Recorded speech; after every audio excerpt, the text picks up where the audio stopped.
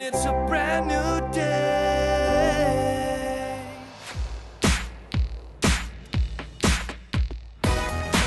What's one of the most, like, awkward, embarrassing things you've ever had to deliver that's, like, come through and you've had to say it? Well, for me, it gets particularly awkward when there's cases where I have to deliver medical news to a person. Yeah. That might be kind of personal or sensitive, because in one case I had a male client. I had to tell that he had a susceptibility to an issue Down there? in the male bits, and that basically, if he didn't get it checked out, he ran the risk of serious, like, inflammation and Of just stuff, just in just various swelling of the faculties. middle area. No, but if anyone has, like, someone comes to you and has, like, a crude joke or, like, something to his ex-wife or, like, is it ever sexual? I'm just asking. I mean, need to look at me like there's that. references that will come through, yes, but there's no, like... There's never any, like, is there any reminiscing of, like, like, a memories of... You're ridiculous.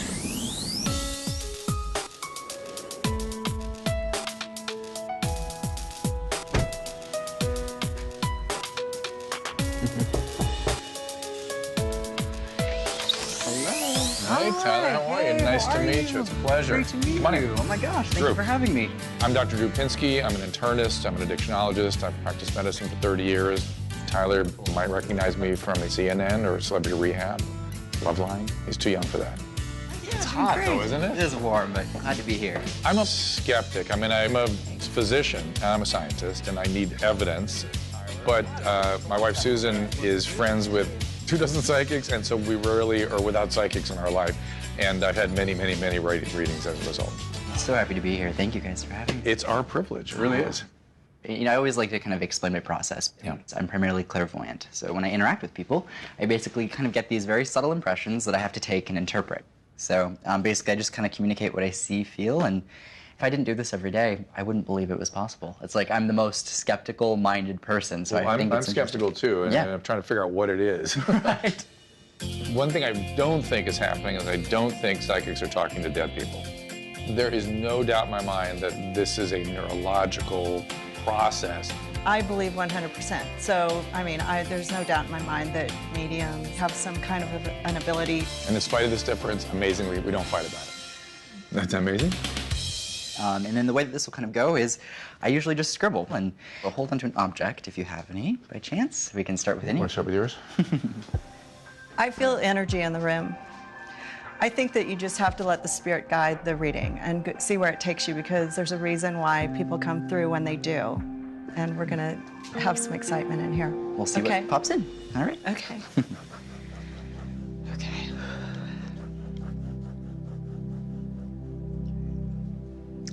Immediately, I have to talk about Dad. And your father is very insistent to come through. He feels like his passing was not that long ago. He's giving me this impression of almost a feeling of like a bit of newness. Basically that we haven't completely grieved this person's loss. That's my father. His name is Dennis. He passed away just recently, so it's pretty new. There is this acknowledgement of a feeling of knowing that we are watching like the beach, and I feel like I go to the beach and there's a reference to a beach house, or like I'm referencing to this. At this particular house or home, there may be like a small body of water that I would have to highlight as like almost like a creek onto the side of it. I just need to kind of bring A up. bay. Okay, yeah. That's crazy.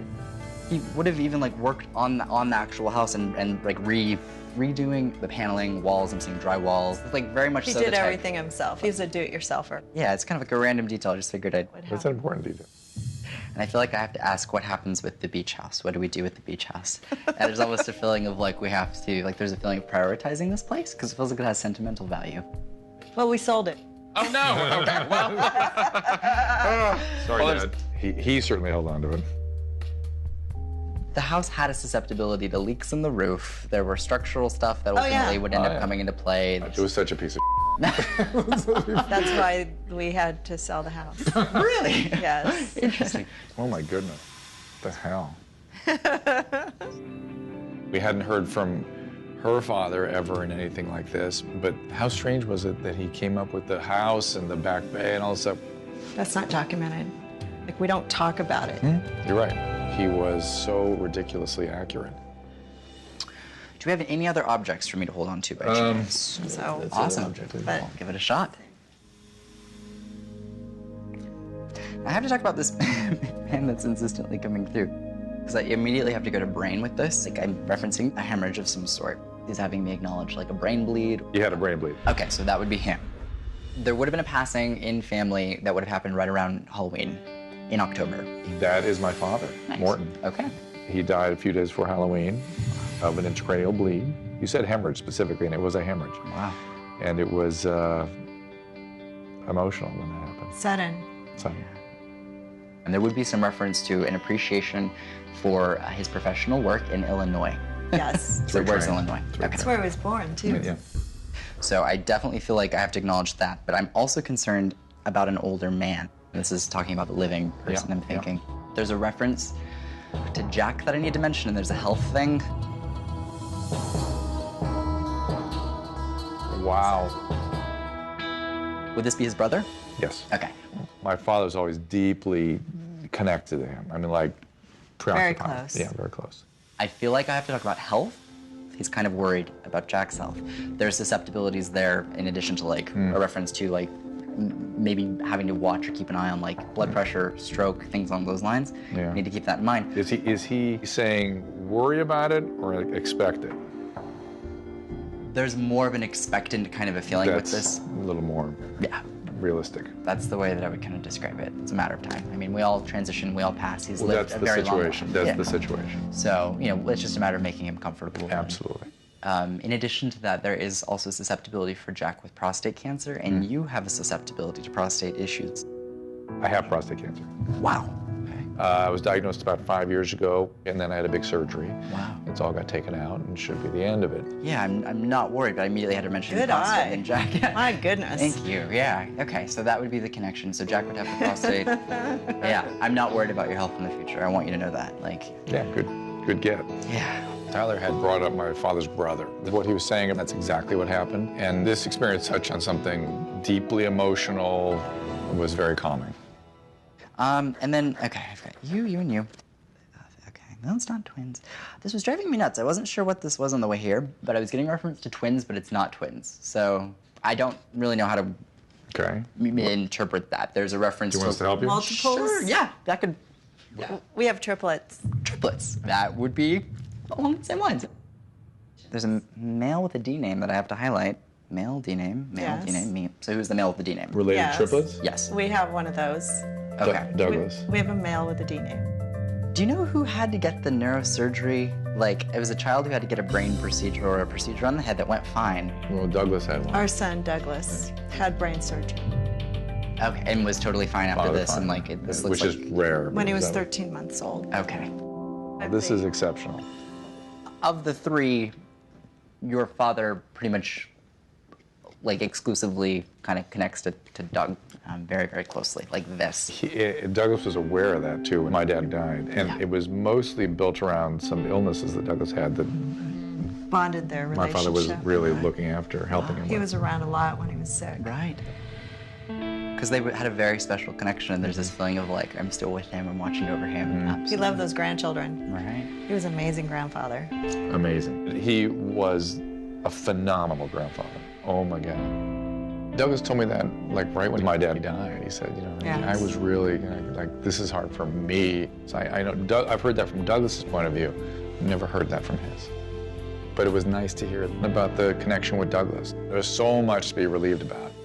I think he has a lot of previous patients that look over him too. Absolutely. In his early days. No doubt. Go in there a little bit. Well, it was just to see? interesting because weirdly, I mean, oddly, there was a drug overdose that came through in the car, but it was for a woman who passed away like very, very recently. But there's a reference to two medications being mixed. There's a Yep. reference to prescription drugs. This is a strong woman in the way this comes across. The feeling is not that. This isn't like a petite, traditional type of a situation. This is a woman who could probably outdrink like anybody, Yeah, like yeah. most men. And then she showed me a belt. Yep. Someone would have a belt. She does Wow. come through and acknowledges a sense of appreciation because this is somebody who basically could have been given all the help in the world, but she did not Oh my God. know how to take and accept help. Oh my God. It's clear that she was not happy with her circumstances, but there's almost a feeling of like, I'm sorry for denying all of these opportunities that a lot of people don't have. that I was given that I did not cooperate with. So that would be the message. But who would that be? That would be China. Oh, China. Would that be the wrestler? Yes. That's interesting. 'Cause That was the not that long belt. ago. That's weird. Well, that was nice of her to come through. Yeah. That's hard. It's hard for Drew. I imagine. That has to be such a responsibility and a bit of a burden. Well, you can't make somebody get better. Right. This is a great example of that feeling. Yeah. Absolutely. The China thing was crazy. Too much. We tried everything, and she just wasn't willing to take what we had to offer, which, brought up all those feelings about struggling to help somebody. That it's exactly what the feeling that Tyler described. I never feel like I can do enough, but again, a lot of this experience for me was the feeling I came away with, and the feeling I came away with was of relief. I'm just shaking my head because we're accustomed to being around people with the skill set you have, and you're ridiculous. Oh, thank you. Ridiculous. Thank you. I don't know. I find it calming. Good. Yeah. No, it is really calming. It's healing. Helps my anxiety disorder. Good. See? It helps mine True. validate. This is incredible. You've so been glad. so straight on the dime with everything. Thank you guys so much for having me. Thank you, really. Thank you so Appreciate it. much. Absolutely. Really. Oh my It's, gosh. oh, you get a hug? Yes, you get I a hug. We're getting It's hard for me to believe that he's talking to dead people. He's talking to dead people. But if he isn't, I don't know what it is. Thank you so All right. much. Thank you. I appreciate it. Take Have a care. good one. Thanks. Thank Thanks, you. Tyler. Bye. Crazy.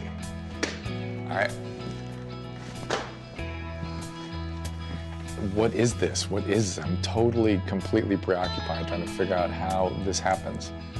But one thing is for sure, he was, almost 100%, not just accurate, but like spot on. It's astonishing. I let go of anxiety. I let go of concern. I felt relief. And there were lots of little things that he said that made me relieved. I was helped, and he is truly something in terms of his skill with this. I'm impressed. I've never heard you talk like this. It's kind of weird. It was just impossible. How does he know all the names and exactly what's wrong with them? I'll think about that for a long time. Really? Yeah. I'm not sad, I'm not tearful, I'm just calm.